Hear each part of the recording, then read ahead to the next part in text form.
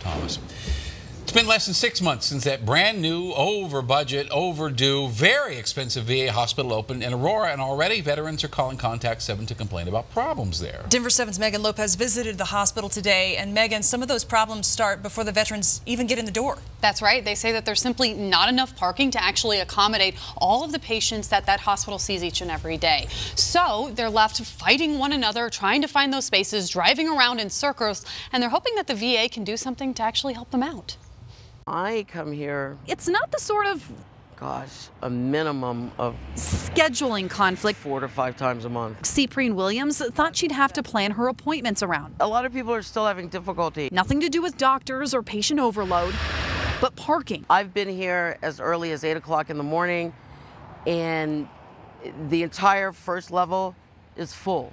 Full. So she bases her appointments around times that the garage will be less busy. I make my appointments when I know that there will be available spaces in the garage. But she knows not everyone has that option. People get stuck going round and round looking for something. Beyond that, there's not enough handicap parking. This area is also, it's not street parking friendly. And if you're lucky enough to find street parking, you could end up walking a long way to get to the hospital. When you do, there's no crossing marking for pedestrians on either one of these, leaving people to jaywalk. For example, this gentleman who's walking across the street without a crosswalk. We watched as more than a dozen people did just that, even in the short time we were there. God forbid that somebody accidentally gets hit. Cyprian says she doesn't understand how such an expensive hospital can have these accessibility problems. Some of them, I believe, were more concerned about form and beauty over function.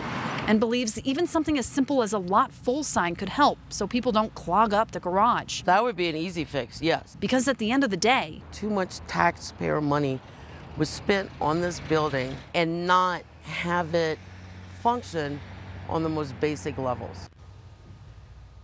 Now, for its part, the VA says that it knows its parking is important to patients. It has more than 1,000 spots available, which is a 600 spot increase from that old campus that you saw. But the VA says that it's going to keep looking for ways to try to accommodate all those veterans and all those patients. I'm live in the studio. Megan Lopez, Denver 7. Thank you, Megan.